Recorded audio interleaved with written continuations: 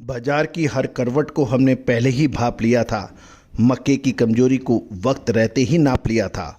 अजय एस्ट्रोमनी गुरु ने तो 2025 में ही दे दिया था अलर्ट, जिसने माना हमें उसने मुनाफे का रास्ता छाट लिया था।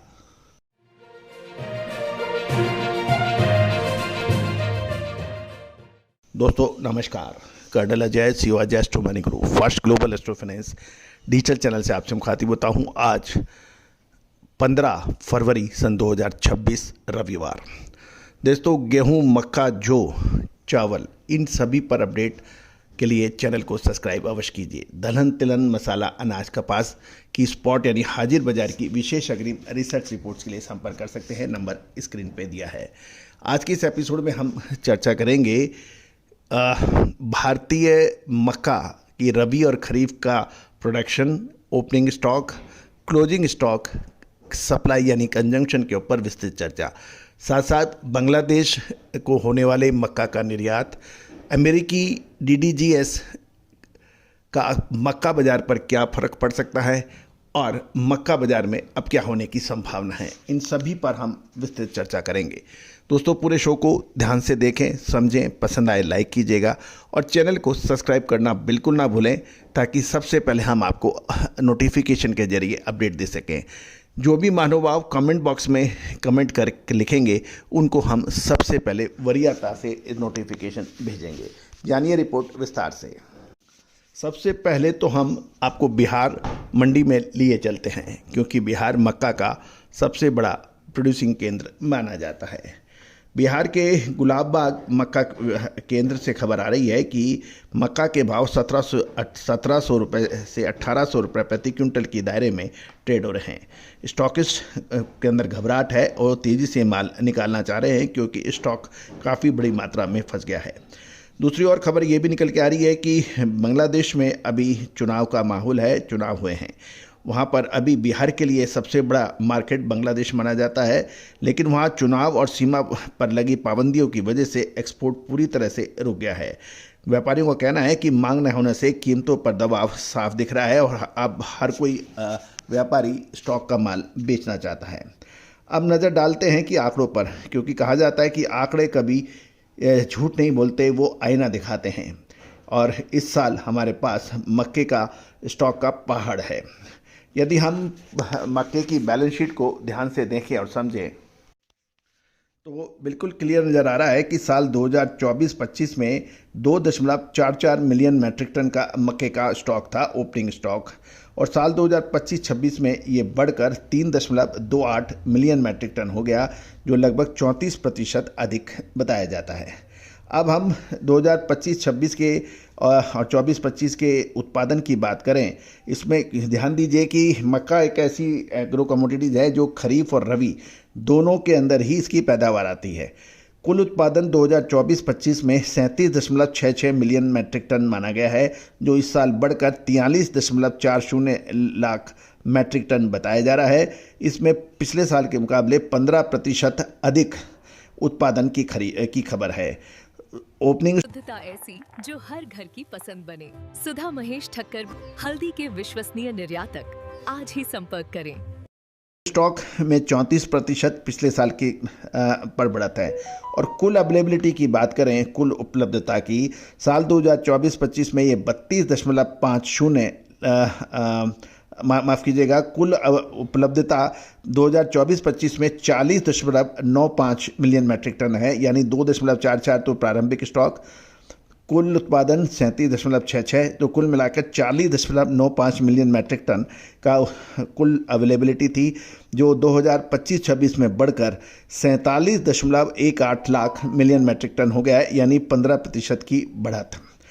अब ये थी अवेलेबिलिटी यानी कुल उपलब्धता। अब खपत की बात कर लेते हैं।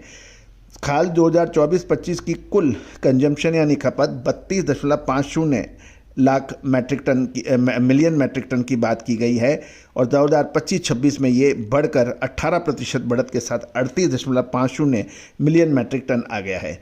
और क्लोजिंग स्टॉक की हम लोग बात कर लें तो 2024-25 में ये 3.28 मिलियन मैट्रिक टन था, जो 2025-26 में बढ़कर 8.38 मिलियन मैट्रिक टन की खबर आ रही है। जो इसमें सबसे बड़ी बात यह है कि पिछले साल के मुकाबले इस साल 155% से अधिक बढ़त इसमें देखी गई है।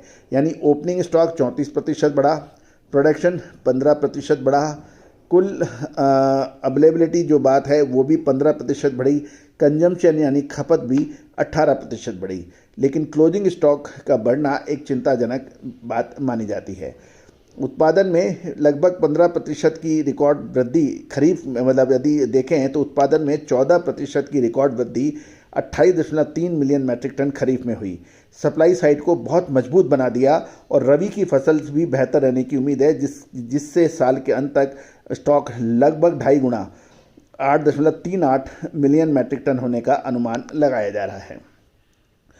निर्यात और अंतर्राष्ट्रीय बाजारों की भी हम चर्चा कर लें कि बांग्लादेश चुनाव का असर। बिहार के मक्के के लिए बांग्लादेश सबसे बड़ा खरीदार माना जाता है।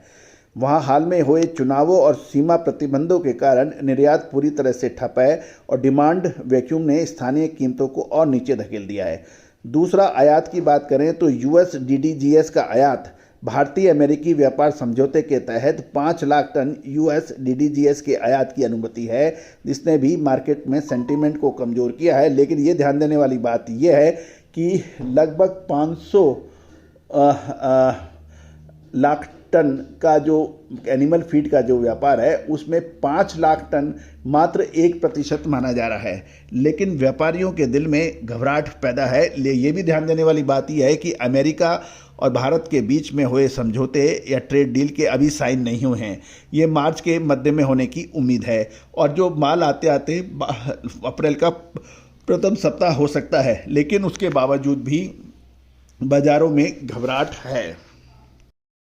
चर्चा कर लेते हैं कि अमेरिका के DDGS यानी आयातित माल की लैंडेड कॉस्ट कितनी हो सकती है। ये अनुमानित है कि 17,000 रुपये प्रति टन घरेलू मक्का के भाव मौजूदा हैं और DDGS यानी अमेरिकन भाव 22 से 23,000 रुपये प्रति टन है। यानी मसाले, खुशबू और प्योर झांझ, टेस्ट से भर दे हर जुबां पे स्वाद। एवरीडे मसाले, देश का स्वाद।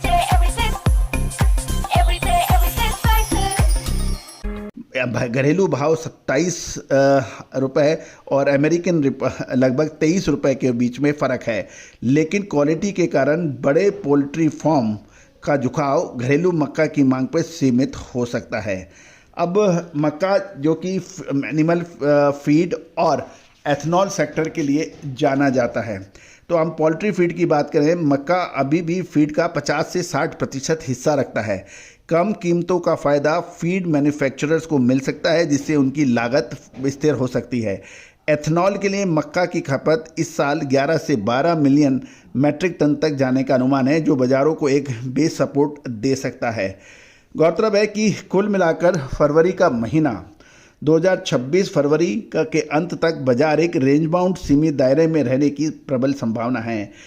कीमतों में कोई बड़ी तेज़ी तभी संभव होगी जब बांग्लादेश के साथ व्यापारिक रास्ते फिर से खुलें और वर्तमान में जो सप्लाई गल्ट है, यानी अत्यधिक सप्लाई और स्टॉकिस्टों की बिकवाली के चलते बाज़ार में सॉफ्ट अंडरटोन बनी हुई है, क्योंकि अभी हर व्यापारी को अपना माल बेचना है और जब सब चारों तरफ से बिकवाली का शोर होता है तो खरीदार भी अपनी आवश्यकता का आधा ही माल खरीदते हैं। वो देखो और इंतज़ार करो का रुख लेते हैं। जब बाज़ारों में तेज़ी का रुख होता है उस समय हर व्यापारी अपनी आवश्यकता से 25-40% अतिरिक्त खरीदता है और जब मंदी का दौर होता है तो जितनी आवश्यकता है उसका 60-70% ही खरीदता है। और ये जो जब भी कहते हैं कि मंदी और बड़ी मंदी लाती है, तेज़ी और बड़ी तेज़ी लाती है। दोस्तों, आपको याद होगा साल 2025 में हमने आपको लगातार अपडेट और विश्लेषण आप तक प्रस्तुत किए थे और वस्तु स्थिति से आपको लगातार आगाह या सतर्क किया था। गेहूं के ऊपर भी हमारे सटीक विश्लेषण आप तक पहुँचे थे। इसके अलावा जो मक्का, बाजरा पे भी हमने जो अपडेट दिए थे वो पूरे देश ने सराहे थे। तो दोस्तों, यदि आप अनाज, दलहन, तिलहन, मक्का, दलहन, तिलहन, मसाले, सोना चांदी, कच्चा तेल, स्टील की फिजिकल अपडेट चाहते हैं विशेष विश्लेषण चाहते हैं तो संपर्क कर सकते हैं। साथ साथ आप हमारा डिस्क्लेमर्स भी बहुत ध्यान से पढ़ें। ये सभी जानकारियाँ आपको रिसर्च व अनुसंधान के लिए दी जा रही है और आपको स्पॉट यानी हाजिर बाज़ार को ध्यान में रख के दी जा रही है। किसी भी प्रकार की फ्यूचर ट्रेडिंग, सट्टेबाजी या ओवर ट्रेडिंग का हमारा वाले व्यापारी विशेष ध्यान रखें। ये रिसर्च रिपोर्ट हाजिर बाज़ार के लिए है। कोई भी वित्तीय लेन देन करने से पहले, व्यापार करने से पहले मंडियों के भाव एक बार पुनः जांच लें, क्योंकि हर क्षण क्वालिटी के आधार पर रेट बदल सकते हैं। साथ साथ अपने प्रमाणित वित्तीय सलाहकार से भी आप सलाह करें, अपना स्वयं का विवेक इस्तेमाल करें। हमारा चैनल कोई लाभ हानि की जिम्मेदारी नहीं लेता है। All the very best, good luck, happy trading.